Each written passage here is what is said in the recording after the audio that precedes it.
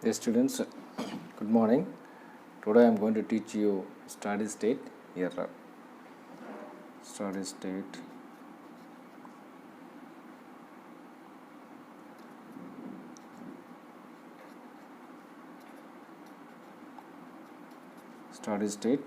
error. Today I am going to teach you steady state error. So before we going to study the steady state error, we will just discuss what is type number of control system. So we discuss what is type number of control system. Okay, so the type number is specified for loop transfer function g of s and h of s. So what I said, the type number is specified for loop transfer function of g of s and h of s. So this loop transfer function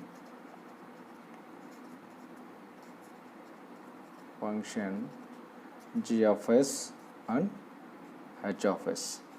Okay, so the type number is specified for loop transfer function, that is g of s and h of s. So how did I get g of s and h of s? Okay, you just see that you know the system equation, that is g of s. Okay, and this is this is error detector, E of s. Okay, so this is your R of s, this is your step signal. So this is a C of s output. So here is the feedback signal, that is H of s, and this is the closed loop transfer function. So when I break a loop here, so E will get transfer function. So that is loop transfer function, that is G of s and H of s. Okay, you see that what is the output here is H of s and G of s, right? So this is called the loop transfer function, that is G of s and H of s is called the loop transfer function. So the type number is specified for loop transfer function of G of s and H of s. So this is very important to know the type number of the loop transfer function. So okay, so here the number of poles of the loop transfer function is lying at the origin decide the type number of the system. You see that, so you just see that G of s and H of s can be written as, right, so K into Ps by Qs is equal to K into S plus Z1, S plus Z2, S plus Z3, so on, by S power n, S plus P1, and so on like this. Here S plus P2, S plus P3, S plus P3, so on you can write. So this is a loop transfer function equation. Okay, here the number of poles of the loop transfer function is lying at the origin decide the type number of the system. You see that here this one you consider S power n. Okay, the number of poles of the loop transfer function lying at the origin decide the type number of the system. You just see that here, if you take this one, this is the S plane, this is the S plane, this is sigma, this is j omega, right? This is sigma and this is j omega, right? Which is that if there is a one pole at origin, right? So we say one pole at the origin means 1, S power 1. So it is a type 1 system, right? So if there are two poles at origin, if there are two poles at origin,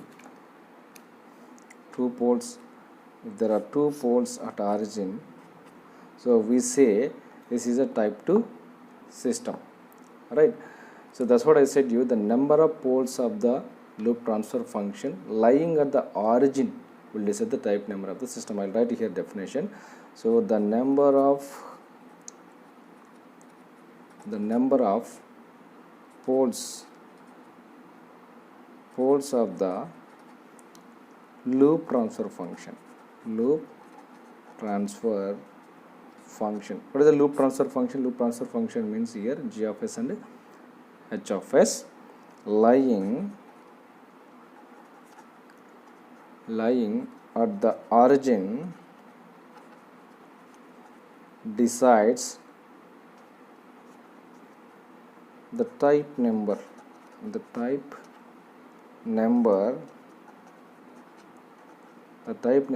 of the system. It's a very simple to understand. If just if n is equal to 0, we say it's a type 0 system.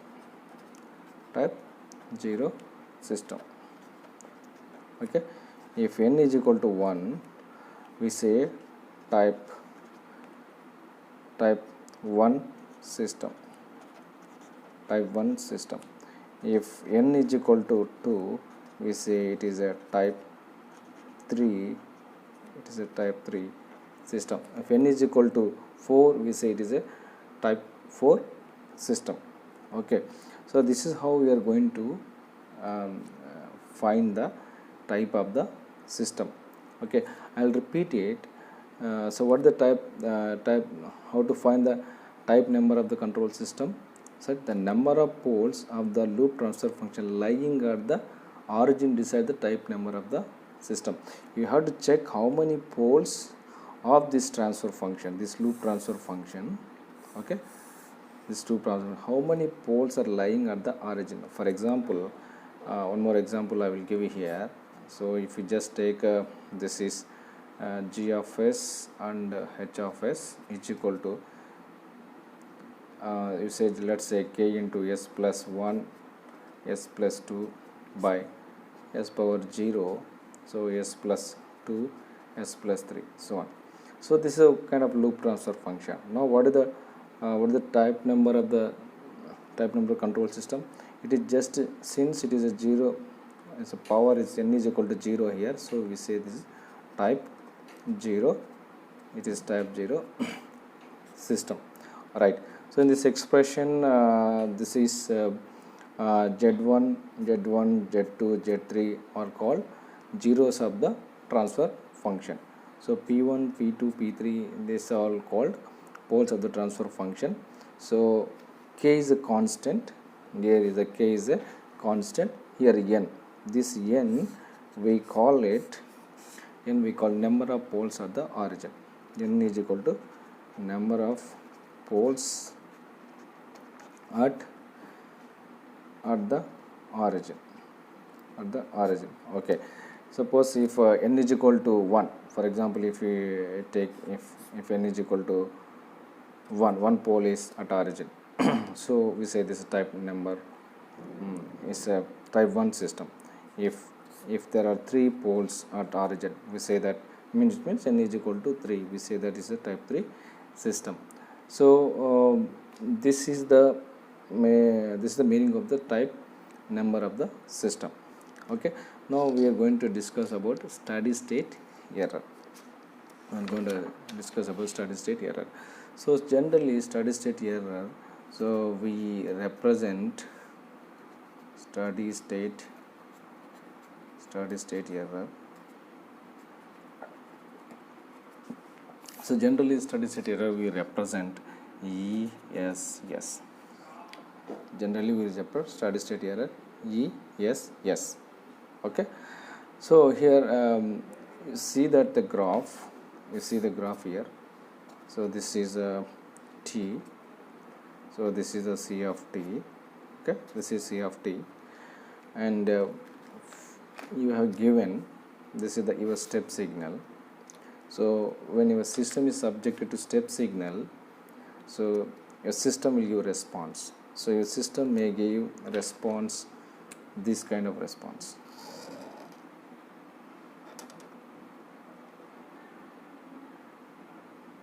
Okay, I just draw again here. So this is your T and C of T, and this is your input signal Okay, this is a one. So system is subjected to step signal, so you may get, your system may get this type of response. A system may get this type of response. Okay, you see that steady state error means the steady state error is the value of error signal. It's a value of error signal ET when t tends to infinity. So when t tends to this, so this will die out and you will get a steady state response. Okay, steady state error means you just see that this output signal after t approaches to infinity, it becomes steady state, right? You see that there is a difference between this step signal. So step signal means this is our this is our desired signal, this is our input signal. So this supposed to track the this output supposed to track the input signal, but here it is not tracking. There is a small gap, you see that, a small gap here. So this gap is called steady state error. So this gap is called steady state error. This gap is called steady state error. So this steady state error is a measure of system accuracy. Steady state error is a measure of system accuracy. So it will explain, the steady state error will measure the system accuracy, right? If error is more, the system may not be very accurate. Okay, so if error is very less, the system may be very close to accuracy, means it is achieving the output of the achieving the response of the system. So here the errors may rise from the nature of errors. So you may have how this error will arrive, how these errors will arise. Okay, how this error will arrive? The errors may arise from the nature of inputs. First one, they may arise from the nature of inputs, and second one is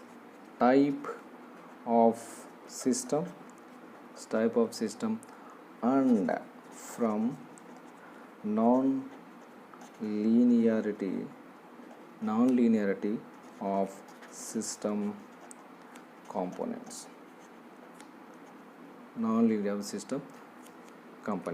So this is because of these three things, the error may arise in the system. The first one is the nature of inputs.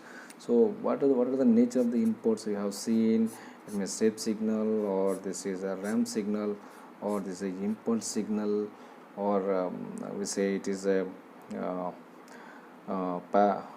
parabolic signal or a sinusoidal signal. Okay, so this all are the input signals.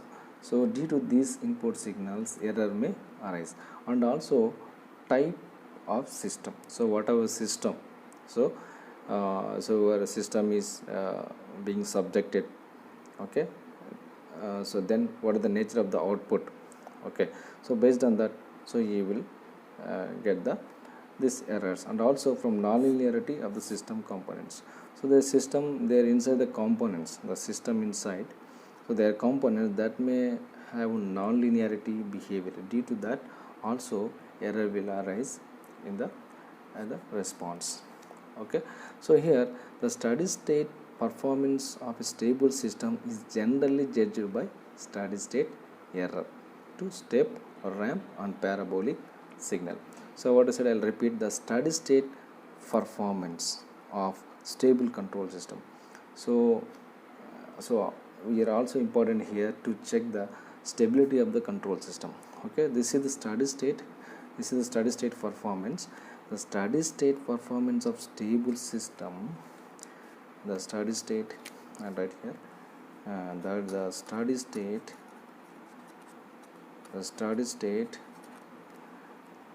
performance of a stable system. Just write stable system is generally judged by its steady state error to step, ramp and parabolic inputs. Okay, here the steady state performance of stable control is generally judged by its steady state error to ramp, step and parabolic inputs. Okay, so now we are going to derive expression for steady state error. Now we are going to derive expression for steady state error. Okay, so we are going to derive expression steady state error.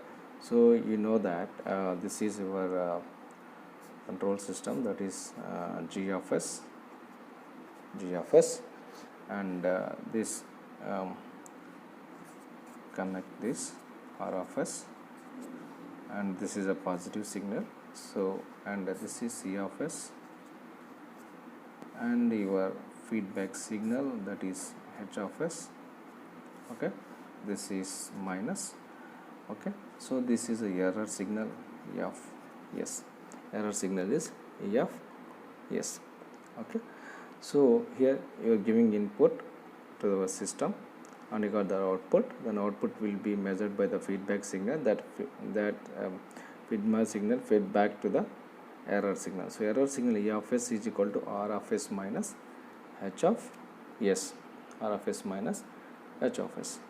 Okay, H of S minus C of S. Okay, so here this is a closed loop system. You must know this is a closed loop control system.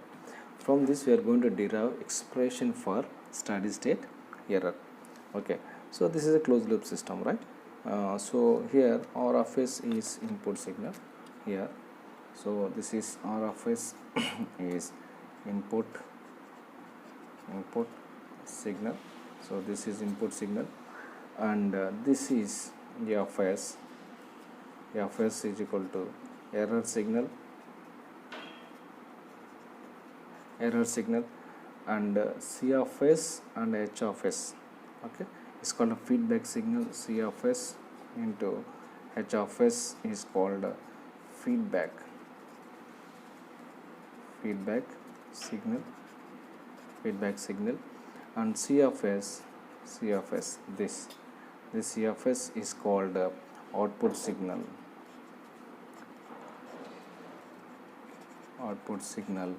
or response.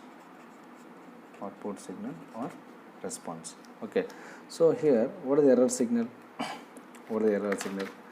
So here the error signal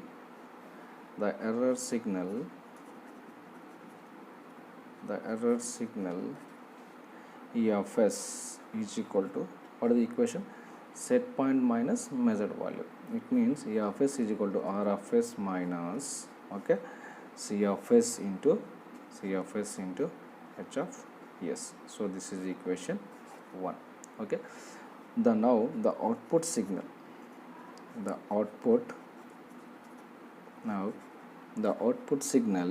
C of S is equal to E of S into G of S. Okay, so what is C of S output? So you know that when if we just give any input, this is R of S.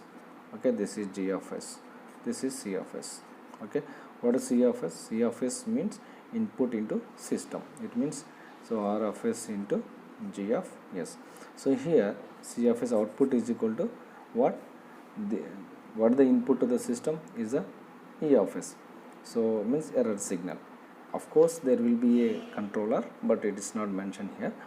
So means this will be the input signal. So output is equal to input signal times G of S, that is a system transfer function, right?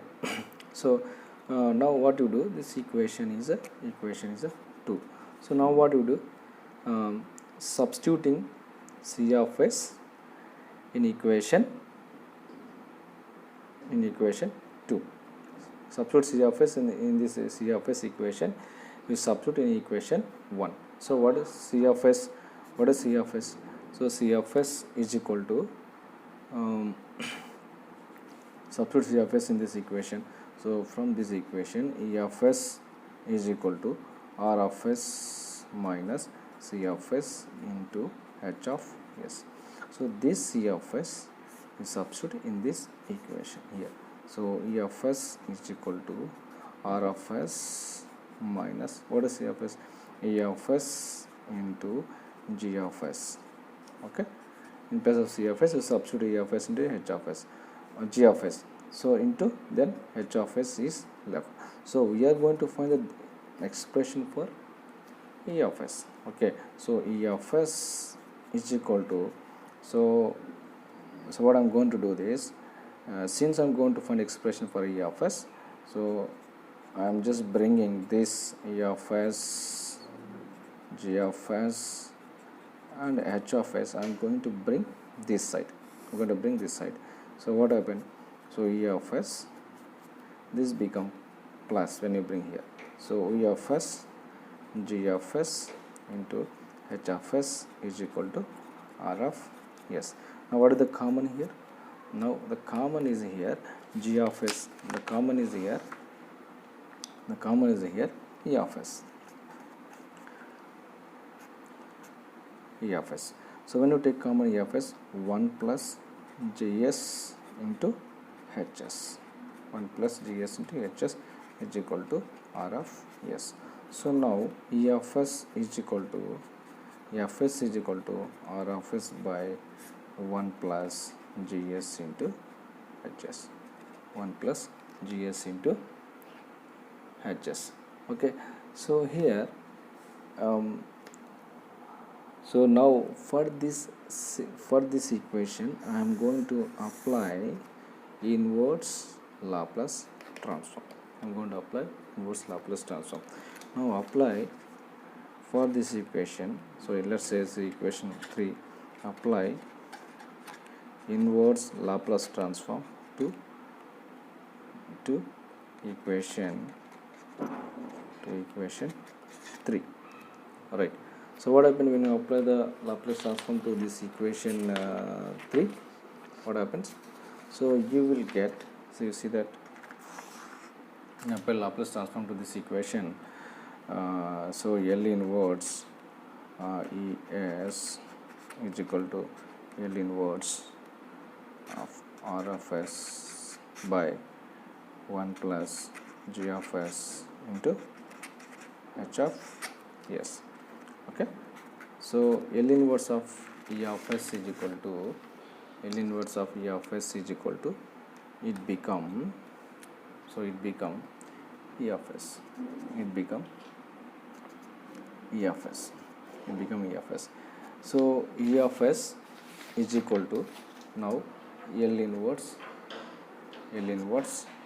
okay, R of s by 1 plus G of s into H of s. Okay, now here so here let's say E of t, here A of t, we say that this is error signal in time domain. Let ESS is equal to steady state error. So here the steady state error is defined here. The steady state error is defined. The steady state error is defined as the value of E of t when t tends to infinity. infinity. So when the value of t tends to infinity, so we say that it is steady state error. So ESS is equal to, so limit t tends to infinity, so E of t. So E of t. Now what is E of t? E of t is equal to L inverse of R of s by 1 plus G of s into H of s. Okay.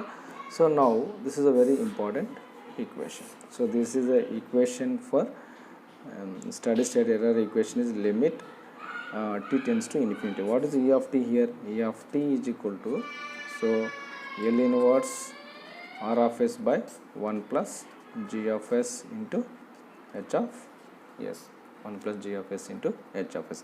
So to this equation I am going to apply final value theorem. So apply the final value theorem. Apply final value theorem. So what the final value theorem says that?